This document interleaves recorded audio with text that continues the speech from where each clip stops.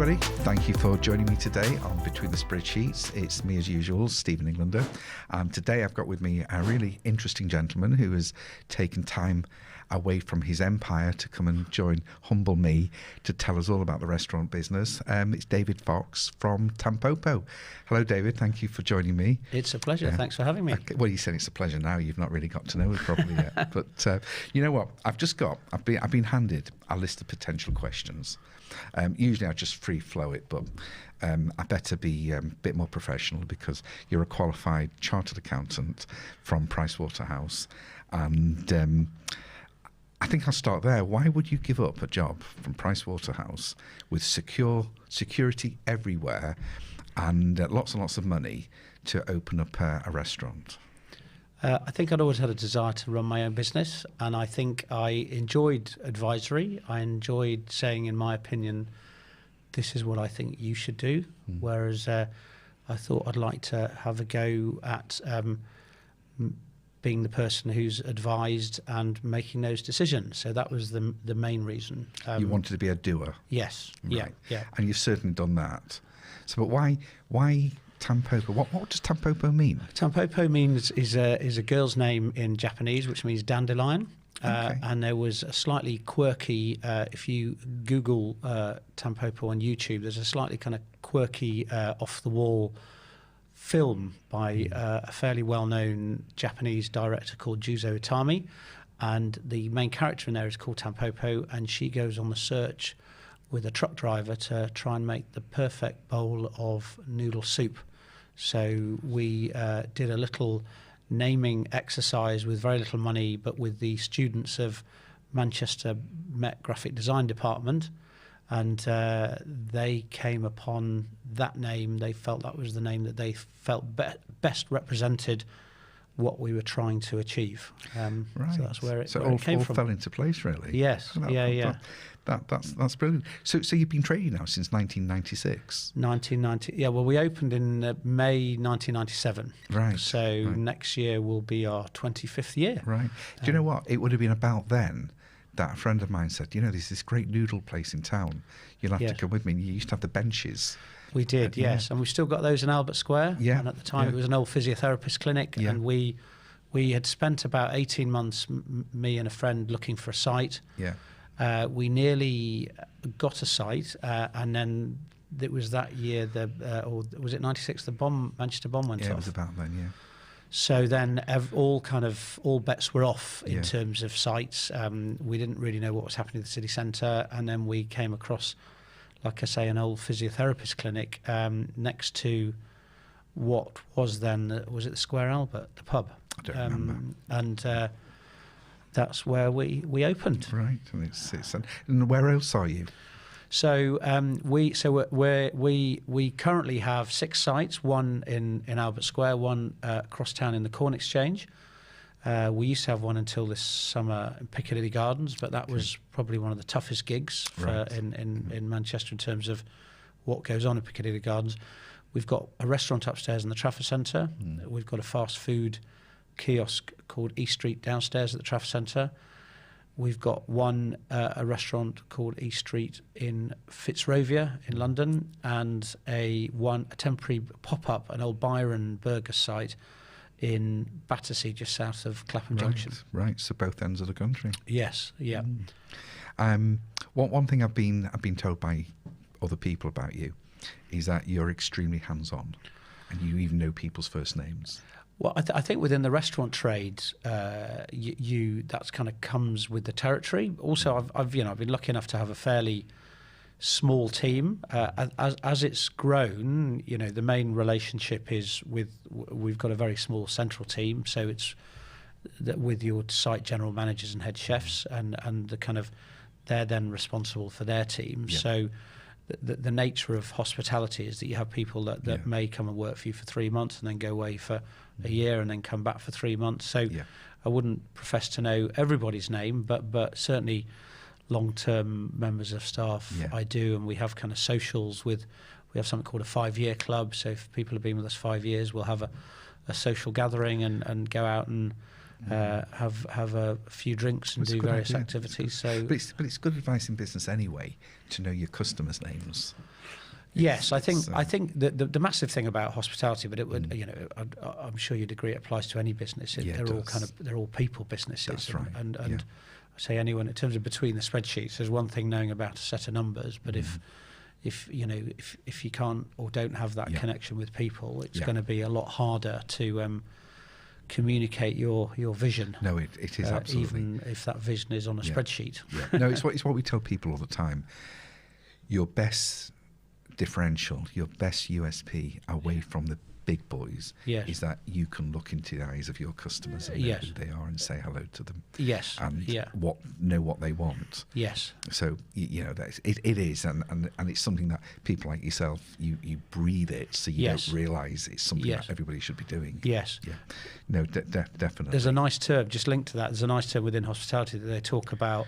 Kind of factory and theatre, and it's a combination of factory and theatre that you need, and that again applies to a lot of businesses. Really, you need the process to make things run smoothly, but then you need the theatre, and that might be the sales, it might be the connection with your customers, or internally within your teams. That's front of house and back of house. Yes, So listen, everybody watching this, you're getting advice from someone that's been high up in Pricewaterhouse. So do listen. You're not just talking to me now. We're both saying the same thing. Yes. So that's very interesting. And another note that I've been told is that you've actually been out to Asia to source products.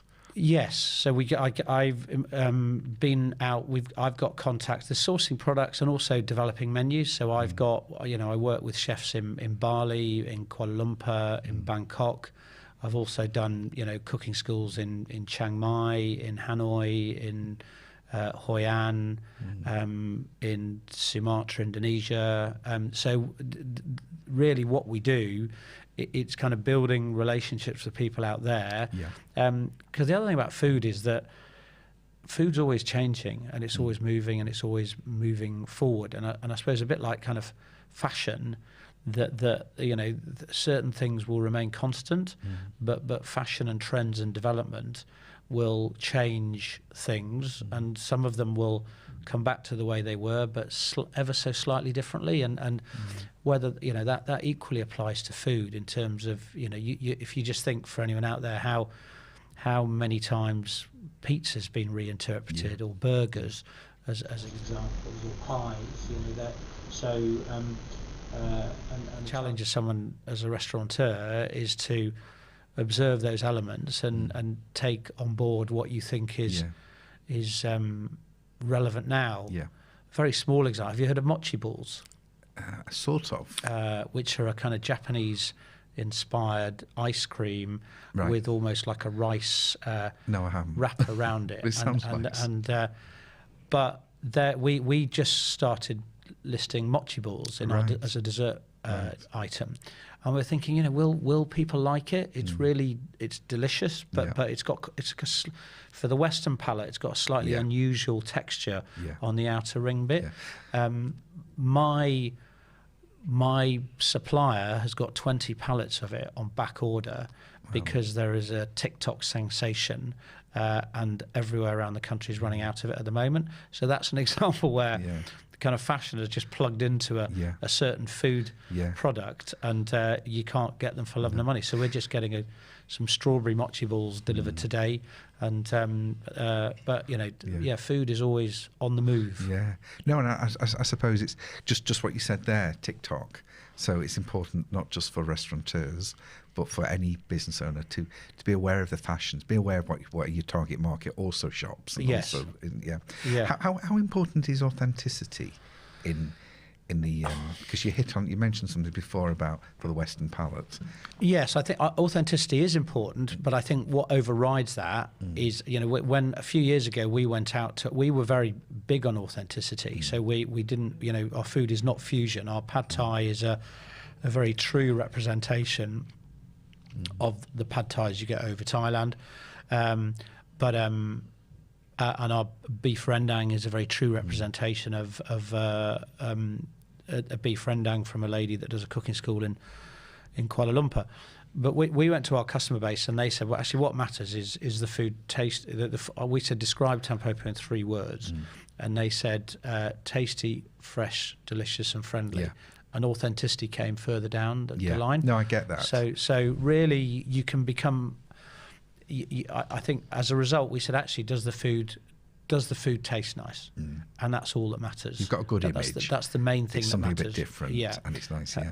'Cause I used to go to China quite a lot, and I love Chinese food, but not in China. Yes. Oh, it's awful. Yes. Ugh, made me sick even watching that. Yeah. I opened this pan once in a self-service place, and it was still moving. And, and I thought, oh no.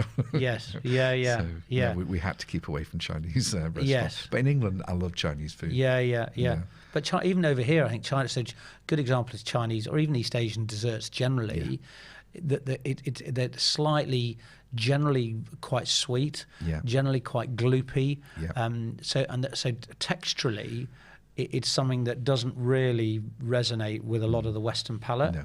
And that's where you've got to think, well, okay, what can you bring in that people will find tasty, not just the kind of East Asian community. So the trick is to find stuff. The reality is, the Trafford Centre as an example, a nasi goreng. I'd use, the average customer in the Trafford Centre, they don't really care where a nasi goreng comes from. No, as long as it tastes nice. Does it taste nice? And do they like saying it? Do they like ordering it? Well, the pronunciation can be entertaining. You've got to bring customers with you in terms of how to. But that's another thing that we did. We used to, right at the beginning, have all the. So we used to serve a Niao Yang Manao, but actually, sounds painful. Really, it's a rare beef salad. Right. We just call it a rare beef salad. Well, I know if I was going to order a matzo ball, I'd be ordering a little dumpling that goes in chicken soup. Yes. Whereas most people wouldn't. So, no. So you've got your matzo ball, the chocolate. Oh, the mochi ball. Mochi balls. Yes. So you've had. I mean, look, it's COVID, isn't it? It's been a really bad time for restaurants, and when you've got a single business, no matter how many units you've got. This must have been devastating for you, this COVID situation. What's going on there? How are you coping? Oh, yeah, hospitality has been struck pretty hard. I would say that the old notion of us as a nation of shopkeepers, hospitality is really representative of that, in that the vast majority of hospitality owners are small business people, and they've put up their life savings or life's work or both to running a business, and most of them don't have massively deep pockets, and the real worry that I have is that a lot of good businesses will have gone forever. It was reported last week that 12,000 licensed premises have closed permanently in the last 12 months, and that's more than one an hour. And some of those completely agreed needed to go. They're always, in a free market, there needs to be a churn, but many good businesses would have gone to the wall. What's then worrying is the businesses that are left are going to affect, how many of those are going to be kind of ghost businesses where they've got, massive debt that how many years are they going to have to work to pay that off? And I think they need to, speak to a good accountant to understand what commercially pragmatic options are open to them. You mean go bankrupt and start again? Well, I think no problem. Come and talk to us. I think if there's any time to do that with a clear conscience, it's now. In terms of the notion that we're all in this together certainly doesn't apply to hospitality, because we've been singled out as an industry where there's been very little evidence that it's been spread in the sector. But Rishti has helped you. Rishi has been helpful. I think. I said Rishti, didn't I? Rishti, yes. The rent arrears is still pretty horrific for our sector. The level of support has been, I think the most a hospitality business could have got access to in support has been about £9,000 a month. And there are it sounds a lot, but it's not, is it? There'll be some businesses that are paying that out in employers' national insurance and pension contribution. It sounds a lot, but it really isn't. Yes, and not everybody gets that. Yes, I have seen it. I've seen it with my own client base. It's just, it's it's upsetting, and it's people have often come to us, and I've got to say, but there's nothing we can do. This is just the way it is. Yeah, yeah. And you've got to be a bit more innovative. Yes. Yes. But it's coming to an end now. Yes, and I think one of the things is that was difficult for hospitality is it was a sector that was in a difficult place pre-pandemic. Yeah. We'd had a number of years of oversupply, Yeah. a lot of VC money going in Yeah. and spectacularly failing. Yeah. Jamie's Italian, is it Gaucho Grill, Yeah. Cow, a lot of loads of businesses going Yeah. bust or doing CVAs. Then you had unprecedented rises in your wage bill through national overinflation, national minimum wage increases. Yeah. They're on top of that pensions, Yeah. and then exchange rate differences through Brexit, Yeah. which means that anything being imported, and so food inflation was higher than average inflation. And then there was the whole bonkers rates revaluation, where the vast majority of city centre businesses had a huge increase above inflation, comfortably above inflation rates increases. So you had a sector where there was oversupply, the cost base was under a huge amount of pressure, and then the pandemic came along. So it's mad, isn't it? The perfect storm. What we should do is move all the restaurants to one of the new free ports. Yes, yeah, And that way, yes. but in answer to that, would you only apply the VAT when people go to the toilet afterwards? Yes, yes, I just wonder if come up with some creative way. Yeah. So, but it was interesting. What I think I was reading one of your interviews in one of the papers, and I think you made some good comments about some of the celebrity chefs. Do you want to repeat them, or should we leave that one? Well, no, I think it was unfortunate that I felt it was a PR disaster that one multimillionaire, Rishi Sunak, Chancellor of the Exchequer, spoke to another multimillionaire, Gordon Ramsay, as to the plight of hard-working men and women within the hospitality sector. And I think I don't have anything personally against Gordon Ramsay, but I wouldn't necessarily say he is he's got his finger on his the pulse. In terms of the plight of the hospitality sector, because he's busy being successful on the television. So and good luck to him. But don't pretend Rishi, that he's going to give you any particular insight that is going to help you come up with the right decision to help our sector. And it's like you said before the show, it's all very well and good that if people like yourself or people that run a smaller group or even single restaurants end up losing money, it's your own money. Yes. And it's your own home at risk. Yes. But when the celebrity chefs and their restaurants run into trouble, yeah, it's usually investors' money or creditors' money. Yes. So a big difference. You can take more chances that way. It is, you're right. And again, my kind of soapbox is the vast majority of restaurants are, owner-managed businesses. Yes.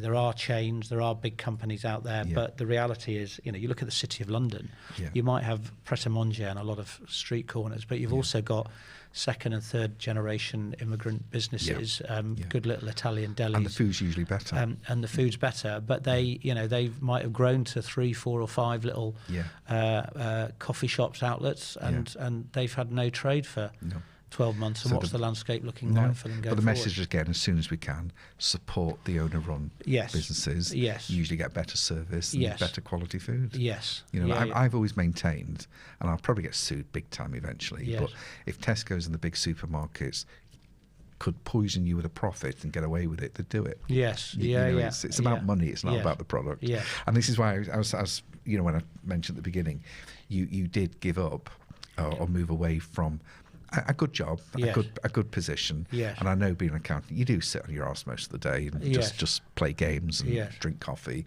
Yeah. And you moved away from that to something really hard work and risky. Yes. Okay.